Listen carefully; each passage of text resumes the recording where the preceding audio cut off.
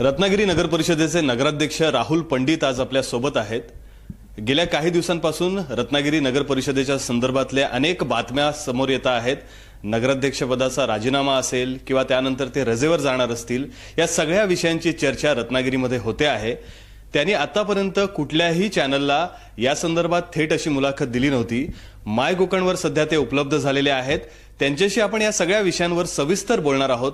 त्यांचं म्हणणं काय आहे हे आपण जाणून घेणार आहोत। राहुलजी, तुमचं माय कोकणवर स्वागत आहे। नमस्कार। पेपरमध्ये खूप बातम्या येत आहेत, रत्नागिरी शहरामध्ये खूप चर्चा सुरू आहे की तुम्ही रजेवर जाणार आहात। हे खरं आहे का, आणि जर जाणार आहात तर का जाणार आहात? निश्चितच ही गोष्ट जी आहे तर ती खरी आहे। सर्वात महत्त्वाचं म्हणजे मी 2014 सालची जी लोकसभा निवडणूक जी झाली त्याच्यात माननीय शिवसेना सचिव विनायकजी राऊत साहेब यांचा मुख्य निवडणूक प्रतिनिधी म्हणून काम केलं होतं।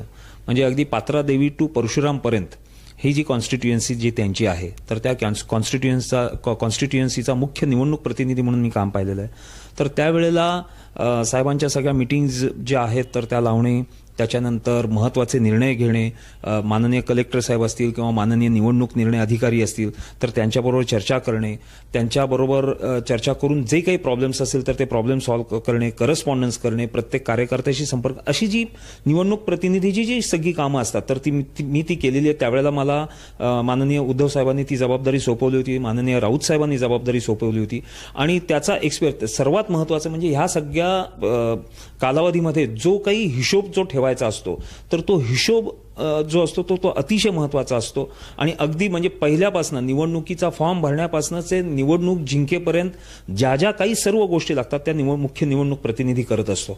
तर अशा वेळेला ते मागची संपूर्ण जबाबदारी मी यशस्वीरित्या पाडली आणि पूर्ण केली। आणि त्याचाच एक संदर्भ डोक्यात ठेवून माननीय विनायक राऊत साहेब आणि माननीय उद्धवजी साहेबांनी ह्यावेळची सुद्धा लोकसभा निवडणूक 1-2 महिन्यावर येऊन ठेपलेली आहे। तर अशा परिस्थितीत तिथे मला मुख्य निवडणूक प्रतिनिधीची परत एकदा जबाबदारी पक्षाने दिलेली आहे आणि ती यशस्वीपणे सांभाळणं आणि त्याच्यामध्ये माननीय राऊत साहेब किंवा जे कोण शिवसेनेचे उमेदवार असतील त्यांना कोणत्याही प्रकारचा त्रास न होणं ही माझी सर्वात महत्त्वाची जबाबदारी आहे। तर अशा परिस्थितीत ही जबाबदारी व्यवस्थित पार पाडण्यासाठी मला दोन्ही कामं सांभाळणं, म्हणजे एक नगराध्यक्ष पदाचा कारभार सांभाळणं, नगरपालिकेचा कारभार सांभाळणं आणि प्लस तो कारभार सांभाळणं हे शक्य नाहीये। त्यामुळे मला शिवसेना पक्षाने जो आदेश दिलेला आहे की निवडणूक निर्णय अधिकारी म्हणून, तर ती जबाबदारी पार पाडण्यासाठी मला तात्पुरतं 2 किंवा 3 महिने मला रजेवर जायचं आहे। बरोबर आहे, तुम्ही हे स्पष्टपणे रत्नागिरीकरांना सांगितलं आहात। पण यामधून एक प्रश्न असा निर्माण होतो की तुम्हाला जनतेने निवडून दिलं होतं आणि तेही थेट नगराध्यक्षपदी। अशा वेळेला जेव्हा तुम्ही नगराध्यक्ष पदावरून पक्षाच्या कार्यासाठी बाजूला जाताय, लोक नाराज होणार ही भीती नाही तुमच्या मनामध्ये? नाही, सर्वात महत्त्वाचं म्हणजे लोकांनी शिवसेनेवर विश्वास ठेवलेला आहे, इथल्या स्थानिक लोकप्रतिनिधींवर विश्वास ठेवलेला आहे, हे प्रत्येक निवडणुकीत सामोरं आलेलं आहे। आणि आत्ता जी आमची नगरपालिकेमधली जी कार्यपद्धती जी आहे तर त्याच्यावर सुद्धा निश्चितच मी नगराध्यक्ष म्हणून जे काही 2 वर्ष काम केलेलं आहे तर त्याच्यावर जनतेचा पूर्णपणे विश्वास आहे असं मला वाटतं। त्यामुळे ही जी आहे, मी जनतेला एवढंच सांगू शकेन, ह्या निमित्ताने तुमच्या माध्यमातून सांगू शकेन की ही जी जबाबदारी मला पक्षाने जी दिलेली आहे तर ती फार महत्त्वाची, माझ्या दृष्टीने आमच्या पक्षाच्या दृष्टीने फार महत्त्वाची आहे। नगरपालिका आहेच, 2-3 महिन्यानंतर हे जर सगळ्या निवडणुका झाल्यानंतर मी परत हजर होणार आहेच ना। तर त्यामुळे ही 2-3 महिन्याच्या कालावधी हा फार महत्त्वाचा आहे, आमच्या सर्वांच्या दृष्टीने महत्त्वाचा आहे।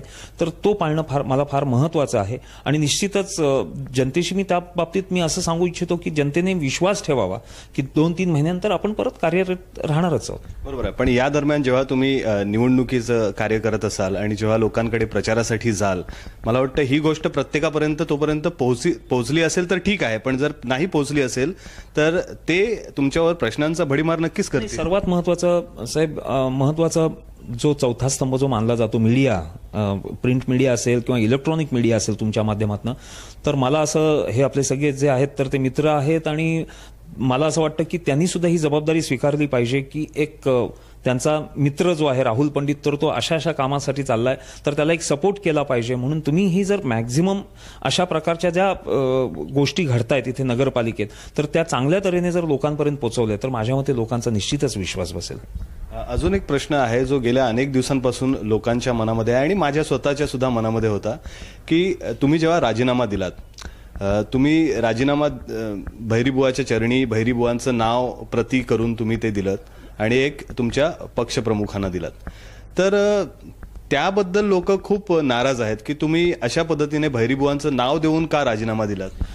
सर्वात महत्त्वाचं म्हणजे मला असं वाटतं की रत्नागिरी शहराचं ग्रामदैवत जे आहे तर ते भैरीबुवा आहेत आणि भैरीबुवाच्या चरणी कुठल्याही गोष्टीची सुरुवात असू दे किंवा शेवट असू दे तो भैरीबुवाच्या चरणीच केला जातो. आणि मी माझं वास्तव्य जे आहे तर ते भैरीबुवाच्या शेजारीच माझं वास्तव्य इतके वर्ष आहे आणि त्याच एरियात तिथेच त्यांच्या देवळाच्या बाजूला मी राहतो. त्यामुळे भैरीबुवाची नितांत श्रद्धा माझ्यावर आहे, म्हणजे माझी नितांत श्रद्धा भैरीबुवावर आहे. आणि अशा परिस्थितीत मी जो काही त्यावेळेला जो निर्णय घेतला होता 2 वर्षापूर्वी निवडणुकीच्या दरम्यान, तर माझं कर्तव्य होतं की भैरीदेवाला प्रत्येक गोष्ट, मी जेव्हा कुठली गोष्ट चांगल्या गोष्टीची सुरुवात करतो ऑफकोर्स मी भैरीदेवाला सांगतो, मी जेव्हा कुठल्याही प्रकारच्या अडचणीत येतो तेव्हा मी भैरीदेवालाच सांगतो. त्यामुळे माझी हाक भैरीदेव ऐकतो असं मला वाटतं आणि भैरीदेवावर नितांत श्रद्धा असल्यामुळे मी तो अर्ज जो आहे तर तो भैरीचरणी ठेवला. पण त्याच्या आधी मग माझे पक्षाचे पदाधिकारी असतील, जे जिल्हा प्रमुख असतील, खासदार साहेब असतील, आमदार साहेब असतील, तर यांच्याकडे मी माझा ऑलरेडी राजीनामा दिला होता. पण त्या ठरलेल्या वेळेला मी जे भैरीदेवाला सांगितलं होतं अमुक अमुक तारखेला येऊन आणि तुझ्या चरणावर राजीनामा ठेवेन, त्यामुळे तो मला असं वाटतं की तो त्यावेळेला चेष्टेचा विषय झाला असावा. पण मला नाही वाटत मी चेष्टा कधी केली. मी माझ्या मताशी प्रामाणिक आहे, ठाम आहे आणि मला माझी जी श्रद्धा जी आहे, माझं जे श्रद्धास्थान आहे आणि त्या श्रद्धास्थानाच्या इथे मी जाऊन कुठल्याही प्रकारचं राजकारण अथवा चेष्टा करणं हे माझ्या तत्वात बसत नाही. त्यामुळे मी जो काही त्यावेळेला जो डिसिजन घेतला होता ती त्याचीच कृपा होती, त्यानेच दिलेले संकेत होते आणि त्याप्रमाणे मी केलं असं मी मानतो. विरोधकांचं असं म्हणणं होतं की तुम्ही जर राजीनामाच द्यायचा असता तर तुम्ही जिल्हाधिकाऱ्यांकडे दिला असतात तर तो खऱ्या अर्थाने मंजूर झाला असता. पण अशा पद्धतीने तर त्यांना यामध्ये ड्रामा दिसत होता. सर्वात महत्त्वाचं, ह्याच्या आधी सुद्धा ज्या वेळेला मला वाटलेलं आहे तर त्या वेळेला मी राजीनामा जो आहे, म्हणजे फॉर एक्झाम्पल 3 महिन्याचा उपनगराध्यक्ष मी होतो. खरं म्हणजे ॲक्च्युली तो 1.25 वर्षाचा कालावधी होता, पण 3 महिन्याचा उपनगराध्यक्ष असताना मी जेव्हा भैरीच्या चरणासमोर, भैरीदेवासमोर मी ज्यावेळेला सांगितलं होतं की मी 3 महिन्यानंतर राजीनामा देणार आहे, त्याप्रमाणे मी राजीनामा दिला होता. त्यानंतर मला नगरसेवक पदाचं काही माझ्या घरगुती अडचणीमुळे मला नगरसेवक पद सुद्धा नव्हतं, तेव्हा मी डायरेक्ट कलेक्टर साहेबांकडे दिला होता. सर्वात शेवटी महत्त्वाचं, ज्या पक्षाने मला मोठं केलेलं आहे, ज्या पक्षाने मला एका उंचीपर्यंत नेऊन ठेवलेलं आहे, त्या पक्षाशी कोणत्याही प्रकारची प्रतारणा करणं हे माझ्या तत्वात कधीही बसलेलं नाही आणि ह्यापुढेही बसणार नाही. आणि जे बोलणारे जे आहेत तर ते पक्षनिष्ठा त्यांची काय आहे आणि आत्तापर्यंत त्यांनी किती पक्ष बदलले आणि काय केलं हे लोकांना माहिती आहे. पण मी त्यांचं नाव सुद्धा घेऊ इच्छित नाही आणि माझ्या मनात सुद्धा नाही आहे तसं. त्यामुळे मी हे जे काही केलं तर हे कलेक्टर साहेबांकडे जे न देता मला जसे पक्षाचे आदेश होते त्याप्रमाणे मी ही गोष्ट केली. आणखी एक विषय, प्रसाद लाड यांनी मधल्या काळात एक पत्रकार परिषद घेतली होती, तर ते म्हणाले होते की शिवसेना ही निवडणुकीला घाबरते आहे. यात तथ्य आहे का? साहेब, मी या निमित्ताने सांगू इच्छितो की माननीय प्रसाद लाड साहेब जे आहेत तर ते आमचे खूप जवळचे मित्र आहेत. पण तरीही एक सांगतो की आत्ता रत्नागिरी शहरात म्हणा किंवा कोकणात म्हणा, शिवसेनेचं एवढं प्राबल्य आहे आणि त्याच्यात जिल्हा परिषद असू दे, पंचायत समिती असू दे, नगरपालिका असू दे, नगरपंचायती, आता ती देवरुखची आली ती सोडून द्या विषय, पण मला नाही वाटत आहे की तेच भाजपचं कुठेही प्राबल्य आहे. आणि शिवसेना कोणालाही घाबरत नाही. हे परवा वाटत खंडाळ्याची आमची जी मीटिंग झाली त्याच्यात सुद्धा आमचे खासदार साहेब, आमदार साहेबांनी दाखवून दिलेला आहे. तर त्यामुळे घाबरण्याचा हा प्रश्नच येत नाही. आणि निवडणुकींना सामोरं जायचा विषय तर हा खूप दूरचाच विषय राहिला. सर्वात महत्त्वाचं, इथे आमचे जे शहरातलं जे कार्य जे आहे तर त्याच्यात मी जर समजा माझा उद्या राजीनामा झाला तर शिवसेनेची सत्ता ही अबाधित राहणार आहे याच्याविषयी आम्ही ठाम आहोत. तुम्ही म्हणालात की 2-3 महिने तुम्ही रजेवर जाणार आहात, तर कायद्यात अशी तरतूद आहे का? कायदा तुम्ही तपासलाय का? सर्वात महत्त्वाचं, ह्या गोष्टींची पूर्णपणे शहानिशा केल्यानंतरच हा निर्णय घेण्यात आलेला आहे. शिवसेना पक्ष कोणत्याही प्रकारचा चुकीचा निर्णय घेणार नाही आणि कोणत्याही प्रकारे चुकीची गोष्ट करणार नाही. तर ह्या बाबतीत संपूर्ण शहानिशा करून त्याचा योग्य तो अभ्यास करूनच हा निर्णय घेतलेला आहे असं मी सांगू इच्छितो. जे माझा जिथपर्यंत अभ्यास आहे त्यामध्ये एक साधारण 90 दिवसांपेक्षा जास्त काळ रजेवर नगराध्यक्ष राहू शकत नाही. तर 90 दिवसाच्या आत हजर होणार तुम्ही? मी मगासपासून 2 किंवा 3 महिने सांगतोय आणि ही निवडणूक संपायला 2 किंवा 3 महिनेच असणार आहेत. तर त्यामुळे मी बोलतोय ते बरोबर आहे की 90 दिवसांच्या आतच मी परत इथे जॉईन होणार आहे. पण मुद्दा असा आहे की जी चर्चा आहे ती 6 महिन्याची चर्चा आहे की उपनगराध्यक्ष हे 6 महिनेसाठी ते चर्चा ह्या होतच असतात, गॉसिपिंग हे होतच राहतं. जेव्हा कोणीही सत्तास्थानी बसलेला असतो तर त्या सत्तास्थानाला विचलित करणे, त्याचं कामाच्या ह्याच्यात ढवळाढवळ करणे, गॉसिपिंग करणे ह्या गोष्टी होतच असतात. त्यामुळे गॉसिपिंग काय होतंय हे मला माहित नाही. आम्ही जो निर्णय पक्षाने जो घेतलेला आहे तर तो 3 महिन्यासाठीच घेतलेला आहे. शेवटचा प्रश्न, तुम्ही रत्नागिरीकरांना, तुमच्या मतदारांना काय आवाहन कराल? एक नगराध्यक्ष म्हणून सांगू इच्छितो, ह्या 2 वर्षाच्या कालावधीमध्ये अनेक कामं पूर्ण करण्याचा प्रयत्न केलेला आहे. आम्ही सर्वच नगरसेवकांनी केलेला आहे. त्याच्यामध्ये आमचे गटनेते बंड्याशेठ साळवी असतील, उपनगराध्यक्ष ज्यावेळचे असतील त्यावेळचे सभापती असतील, सर्व सदस्य असतील, यांनी मन लावून काम करण्याचा प्रयत्न केलेला आहे. आणि आता तुम्हाला या 2 वर्षाच्या कालावधीमध्ये पहिल्या वर्षात ज्या गोष्टी घडल्या म्हणजे GST आला, त्याच्यानंतर DSR आणि SSR मध्ये भरपूर प्रॉब्लेम्स आले, कॉन्ट्रॅक्टरचा संप होता, आचारसंहिता, पदवीधर मतदारसंघाची आचारसंहिता होती, स्थानिक स्वराज्य संस्थांची आचारसंहिता होती.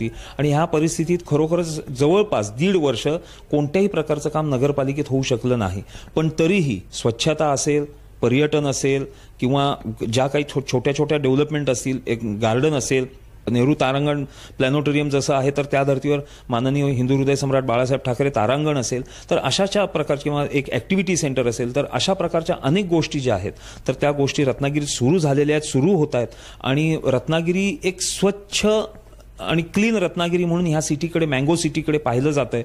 आणि पर्यटनाच्या दृष्टिकोनातून सुद्धा आम्ही एफर्ट्स घेतलेले आहेत. एज्युकेशन असेल तर त्या एज्युकेशनच्या बाबतीत सुद्धा आम्ही अनेक चांगले डिसिजन घेतलेले आहेत. तर येणारा काळ जो आहे, 5 वर्षाची कालावधी आम्हाला शिवसेनेची सत्ता इथे जनतेने दिलेली आहे.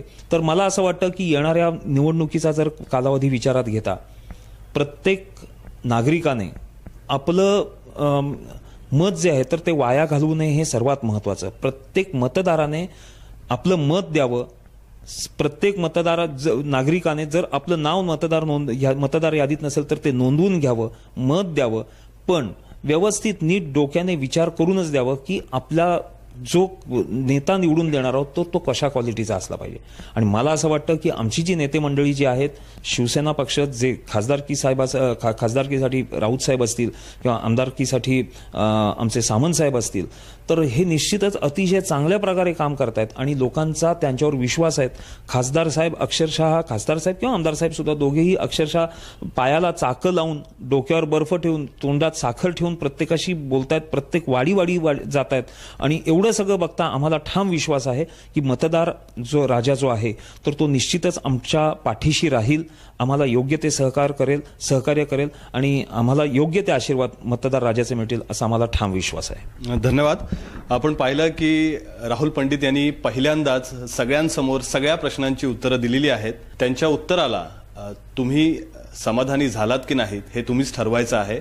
त्यांचं जे म्हणणं आहे ते त्यांनी अतिशय चांगल्या पद्धतीने माय कोकण समोर मांडलेलं आहे.